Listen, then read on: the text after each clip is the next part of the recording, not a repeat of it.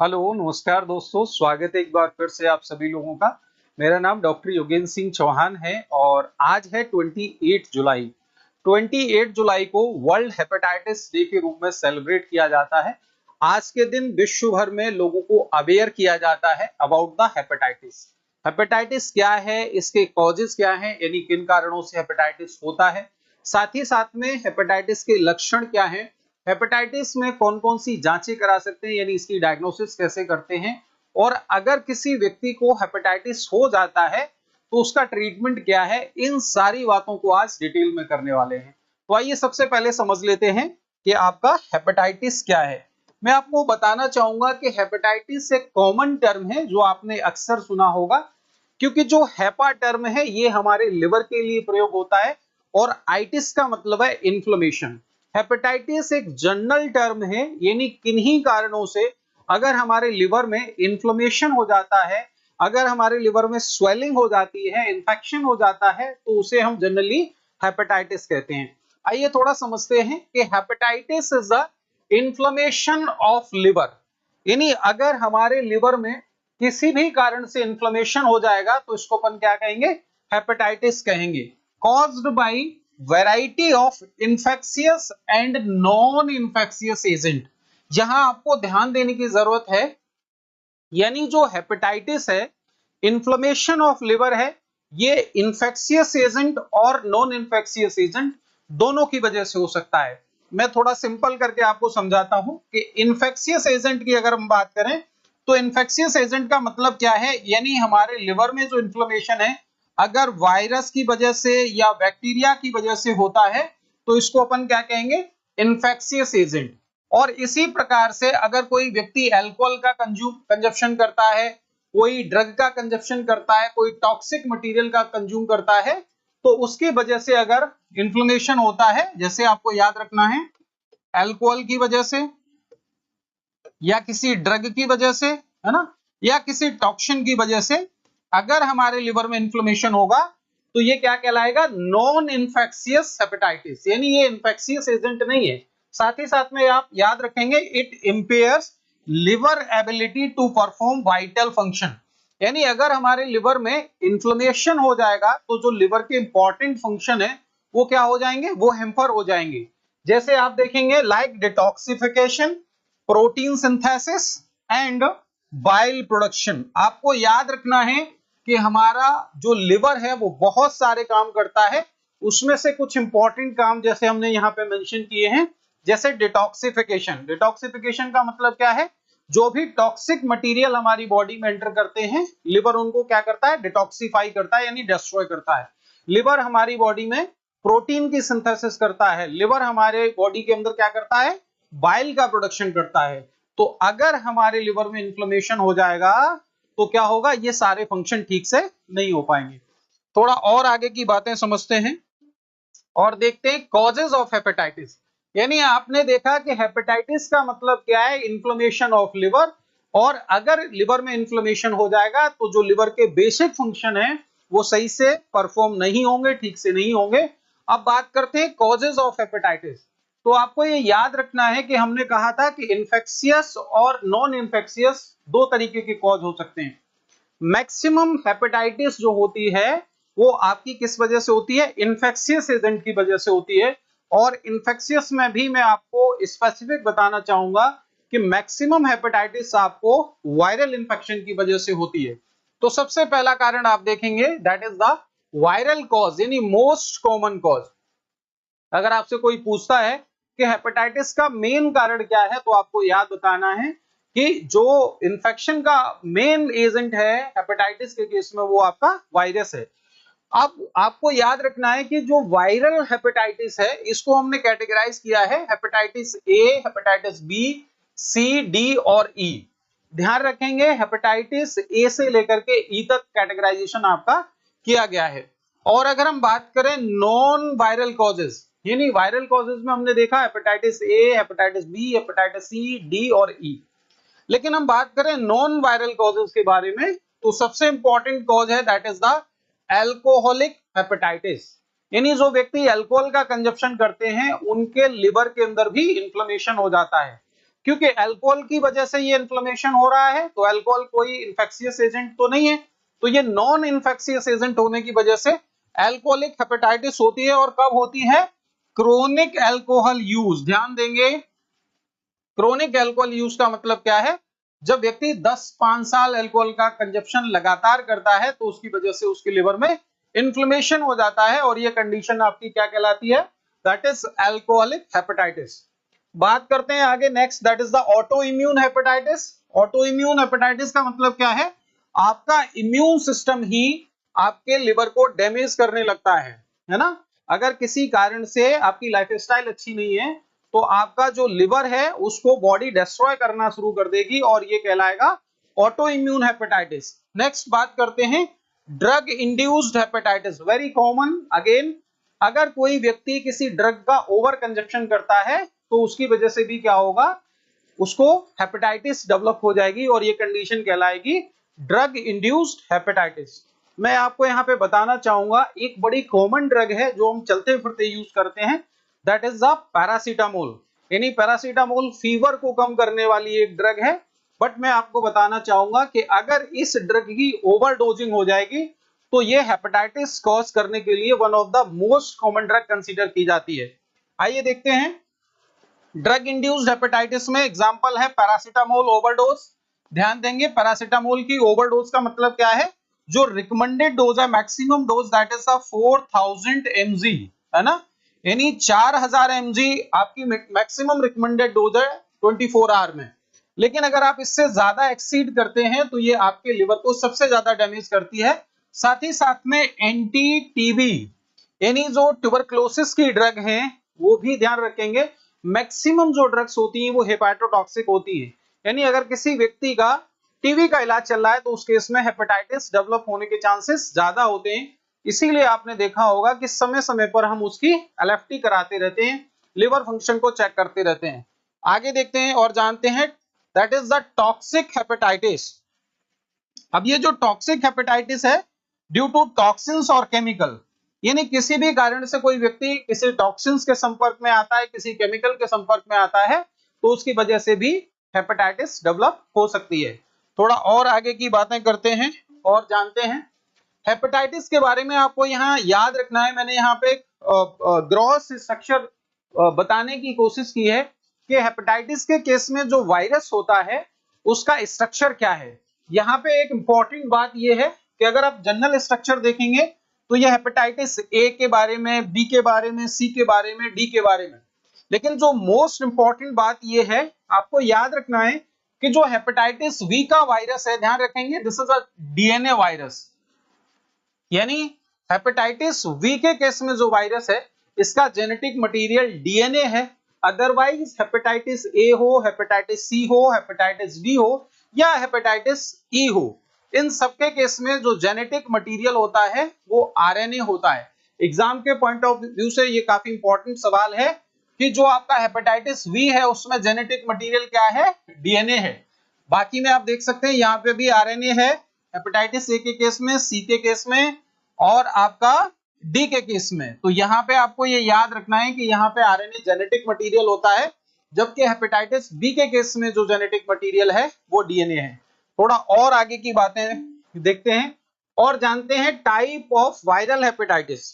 अब ये जो वायरल हेपेटाइटिस है, यहाँ पे कुछ इंपॉर्टेंट जो है इस चार्ट में आप देखेंगे, जैसे हेपेटाइटिस ए के बारे में मैंने बताया है, ये टाइप लिखे हुए हैं, ये उनका वायरस का टाइप है, इनके अंदर ट्रांसमिशन है यानी कैसे ये फैलता है, और साथ ही साथ में क्रोनिक इन्फेक्शन है, और नेक्स्ट आपका इसके अगेंस्ट वैक्सीन अवेलेबल है कि नहीं है, और इसके रिस्क फैक्टर क्या क्या है। तो सबसे इंपॉर्टेंट बात मैं आपको बिना टाइम लिए आपको बताना चाहूंगा, ध्यान देंगे, हेपेटाइटिस बी में जहां पे जो जेनेटिक मटेरियल है दैट इज द डीएनए। दूसरी जो इंपॉर्टेंट बात है कि आपको याद रखना है कि हेपेटाइटिस ए और हेपेटाइटिस ई, इनका जो ट्रांसमिशन है वो ध्यान रखेंगे वो कंटामिनेटेड फूड और वाटर से, यानी जो हेपेटाइटिस ए है और हेपेटाइटिस ई है ये गंदे भोजन या पानी के कंजप्शन की वजह से होता है। जबकि हम बात करें हेपेटाइटिस आपका बी और सी और डी के बारे में, तो इसको आपको याद रखना है कि ये या तो ब्लड प्रोडक्ट से होंगे या आपके किसी अन्य बॉडी फ्लूइड से। जैसे अगर आप देखेंगे हेपेटाइटिस बी में तो ये ब्लड से ट्रांसमिट हो सकता है, ये सेक्सुअल कांटेक्ट से ट्रांसमिट हो सकता है, और साथ साथ में ये पेरिनेटल हो सकता है, यानी मदर से बच्चे को जा सकता है। इसी तरीके से आपका हेपेटाइटिस सी है, इसी तरीके से हेपेटाइटिस डी है। तो मेनली आपको याद रखना है कि कंटामिनेटेड वाटर और फूड से हेपेटाइटिस ए और ई होता है, बाकी के सभी ब्लड प्रोडक्ट से होते हैं। इसी तरीके से आपको याद रखना है कि हेपेटाइटिस ए और हेपेटाइटिस ई ये दोनों ही कंटामिनेटेड वाटर से होते हैं, लेकिन ये क्रोनिक नहीं होते हैं, ये थोड़े समय के लिए होंगे, लिवर को इन्फ्लेम्ड करेंगे और कुछ समय बाद ऑटोमेटिकली ये ठीक हो जाते हैं। जबकि आपका हेपेटाइटिस बी, हेपेटाइटिस सी और हेपेटाइटिस डी ये कैसे होते हैं? क्रोनिक होते हैं, इनका इन्फेक्शन हमारे लिवर में लंबे समय तक रह सकता है। इसी तरीके से जो इंपॉर्टेंट बात है that is the available vaccine against these virus. तो केवल और केवल आपको याद रखना है कि हेपेटाइटिस सी के अगेंस्ट हमारे पास अभी तक कोई वैक्सीन नहीं है, अदरवाइज सबके अगेंस्ट हमारे पास इस समय वैक्सीन अवेलेबल है। और हेपेटाइटिस सी के बारे में देख सकते हैं ओनली इन चाइना। जो भी चीजें यहाँ मेंशन है, आपको इंपॉर्टेंट बात ये याद रखनी है कि जो हेपेटाइटिस सी है इसके अगेंस्ट अभी तक हमारे पास कोई भी वैक्सीन अवेलेबल नहीं है। अदरवाइज चाहे आपका हेपेटाइटिस ए हो, हेपेटाइटिस बी हो, हेपेटाइटिस डी हो, इन सबके अगेंस्ट आज के समय में हमारे पास वैक्सीन अवेलेबल है। रिस्क फैक्टर में मैंने यहाँ पे आपको बता दिया है कि अगर ए और ई के बारे में बात करेंगे तो जहां पर साफ सफाई नहीं होती है, पुअर सैनिटेशन है, गंदा पानी या भोजन के कंटामिनेशन के चांस है, वहां पे हो सकता है। इसी तरीके से अगर बात करेंगे आप हेपेटाइटिस बी, सी और डी, तो यहाँ पे अनप्रोटेक्टेड सेक्स या कोई ड्रग एब्यूज करता है या कोई बॉडी का फ्लू ट्रांसमिट होता है, ब्लड ट्रांसमिशन होता है अक्सर, तो ऐसे केसों में होने के चांस ज्यादा होते हैं। थोड़ा और आगे की बातें देखते हैं और समझते हैं सिम्टम्स ऑफ हेपेटाइटिस, यानी किसी व्यक्ति में अगर हेपेटाइटिस हो जाएगा तो आपको क्या लक्षण देखने को मिलेंगे। तो सबसे पहले आपको याद रखना है सिम्टम्स में very depending on the type.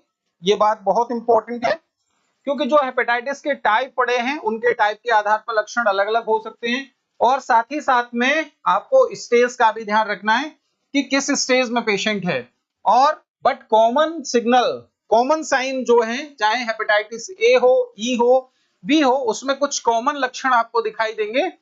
इसमें सबसे पहले आप लक्षण देखेंगे फटीग, यानी पेशेंट अगर आपसे कहता है कि डॉक्टर साहब मुझे थकान रहती है पूरा दिन, तो हेपेटाइटिस का जो कॉमन लक्षण आपको दिखेगा वो थकान हो सकता है, वो फीवर हो सकता है, लॉस ऑफ एपेटाइटिस यानी भूख की कमी हो जाना, भूख ना लगना। ध्यान देंगे क्योंकि बॉडी में मेटाबॉलिज्म का जो काम है वो किसका है? लिवर का है। तो लॉस ऑफ एपेटाइट यानी भूख का कम हो जाना, वॉमिटिंग और नोजिया यानी जी मिचलाना, उल्टी आना, साथ ही साथ में abdominal pain specially in the right upper quadrant.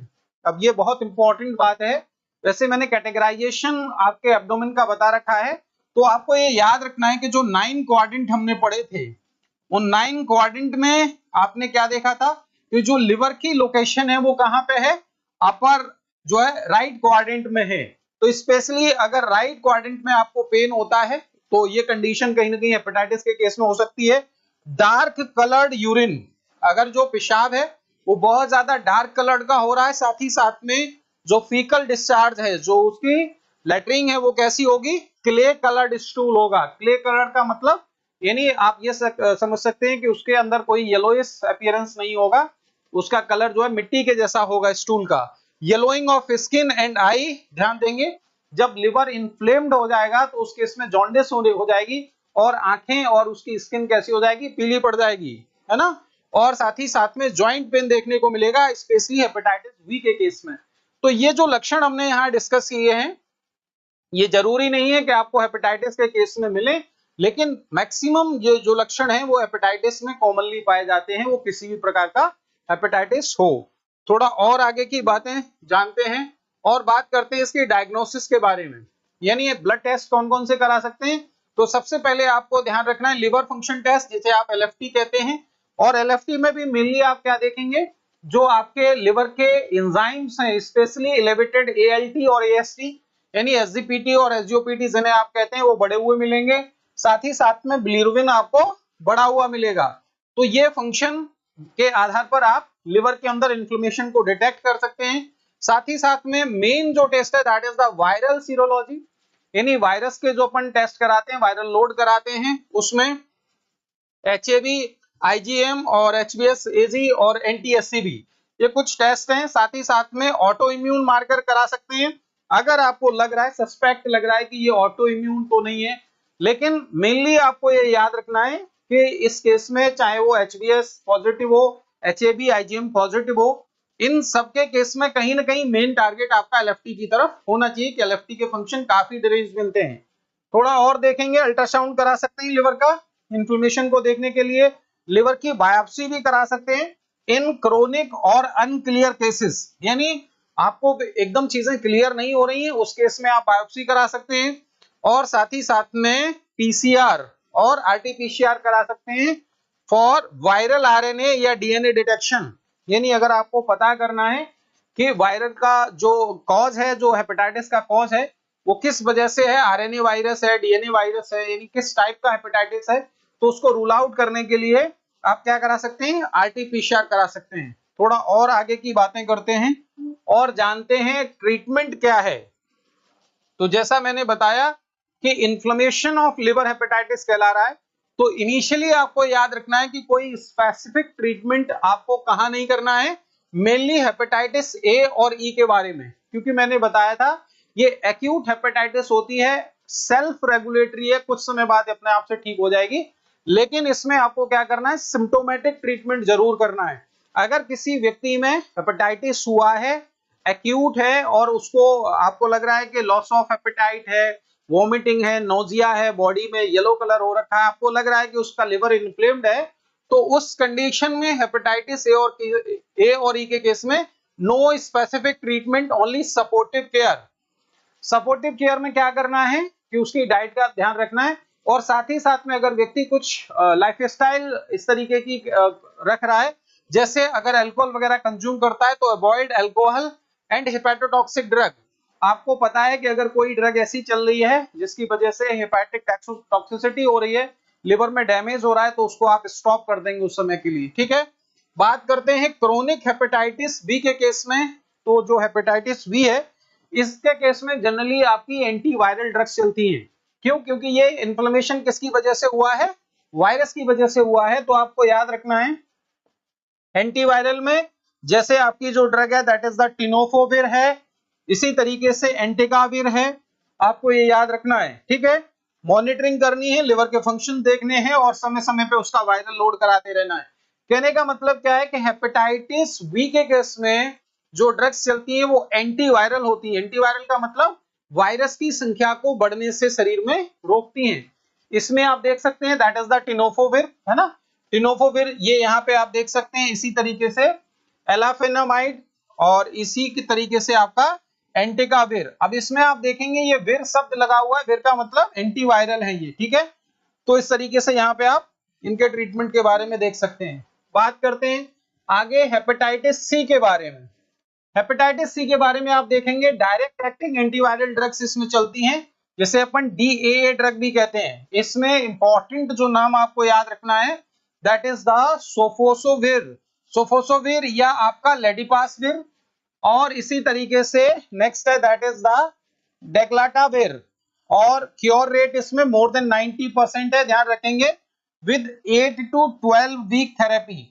अब मैं आपको यहाँ पे ये बताना चाहूंगा कि जितनी भी एंटीवायरल ड्रग हैं, चाहे हेपेटाइटिस बी के केस में हो, चाहे हेपेटाइटिस सी के केस में हो, ये सारी दवाइयां वर्ल्ड हेपेटाइटिस डे के रूप में जो हम सेलिब्रेशन कर रहे हैं, उसका बताने का ये भी एक रीजन है कि ये सारी दवाइयां गवर्नमेंट की तरफ से आपको फ्री ऑफ कॉस्ट अवेलेबल हैं। जो भी आपके कम्युनिटी हेल्थ सेंटर हैं, जो आपके जिला अस्पताल हैं, वहां पे ये सरकार की तरफ से हेपेटाइटिस बी और हेपेटाइटिस सी के कंप्लीट उन्मूलन के लिए, कंप्लीट ठीक करने के लिए दवाइयां फ्री ऑफ कॉस्ट आपको अवेलेबल हैं।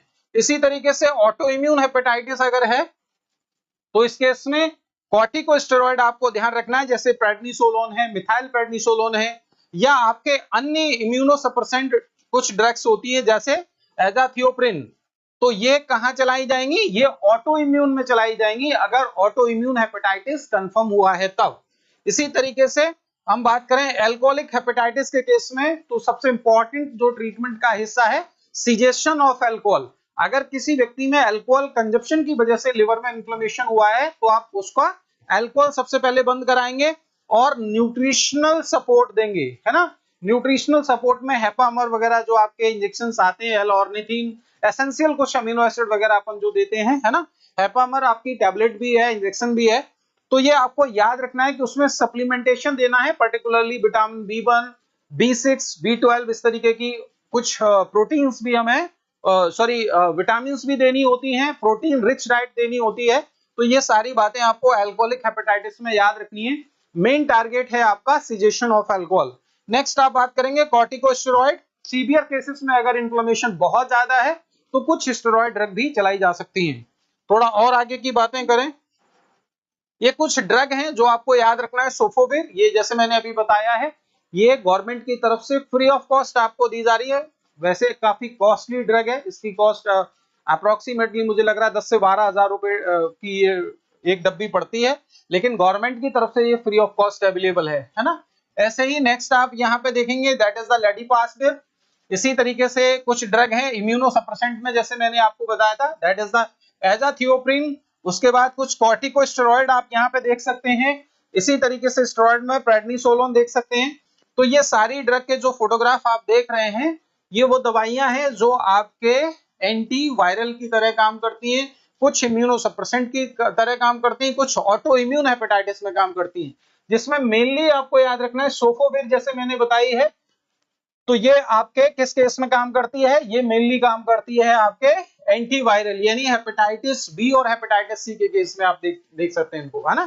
थोड़ा और आगे की बातें करते हैं और समझते हैं कॉम्प्लिकेशंस क्या हो सकते हैं अगर हेपेटाइटिस को ट्रीट नहीं किया गया, अगर इसका ट्रीटमेंट नहीं शुरू किया गया तो क्या होगा। इफ अनट्रीटेड और poorly managed hepatitis can lead to, अगर हेपेटाइटिस को आप प्रॉपर तरीके से ठीक नहीं करेंगे, सही से इसका इलाज नहीं लेंगे, तो इससे क्या होगा, क्रोनिक हेपेटाइटिस में डेवलप हो सकती है। लिवर के अंदर फाइब्रोसिस और सिरोसिस हो सकता है। ध्यान देंगे, hepatitis will lead to the fibrosis and cirrhosis, यानी आप ये कह सकते हैं कि लिवर और ज्यादा खतरनाक स्थिति में जा सकता है। हेपेटाइटिस का मतलब इनिशियली जो इन्फ्लेमेशन हुआ था, अगर इसे कंट्रोल नहीं किया गया तो लिवर में फाइब्रोसिस होगी और आगे जाके सिरोसिस और लिवर फेलियर की कंडीशन क्रिएट हो सकती है। नेक्स्ट आप देखेंगे लिवर फेलियर हो सकता है हेपेटोसेलुलर कार्सिनोमा, वेरी इंपॉर्टेंट। अगर हेपेटाइटिस को नहीं रोका गया, नहीं ट्रीट किया गया, तो ये आगे चल के लिवर कैंसर में भी कन्वर्ट हो सकता है। That is the hepatocellular carcinoma, यानी लिवर सेल के अंदर कैंसर का डेवलप हो जाना। नेक्स्ट है आपका पोर्टल हाइपरटेंशन डेवलप हो सकता है, एसाइटिस और वेरिसिस जैसी condition, hepatic encephalopathy, very important. अगर हमारा लिवर जो भी उसकी फंक्शनिंग है वो सही से रेगुलेट नहीं होगी, तो लिवर के अंदर जो अमोनिया है वो आपकी क्या करेगी, अमोनिया की एंट्री ब्लड ब्रेन बैरियर जो होते हैं हमारे, ब्लड ब्रेन बैरियर को क्रॉस करके ब्रेन की तरफ चली जाएगी और वहां न्यूरॉन को डैमेज करना शुरू कर देगी। तो ये कंडीशन क्या कहलाएगी, हेपेटिक एंसेफेलोपैथी, जिसमें पेशेंट जनरली अनकॉन्शियस हो जाता है, बेहोश हो जाएगा, कोमाटोज हो जाएगा। तो ये सारे कॉम्प्लिकेशंस किसके हैं, ये कॉम्प्लिकेशंस हैं आपके हेपेटाइटिस के केस में। नेक्स्ट बात करते हैं इसके प्रिवेंशन के बारे में कि हेपेटाइटिस से किस तरीके से अपने आप को आप रोक सकते हैं।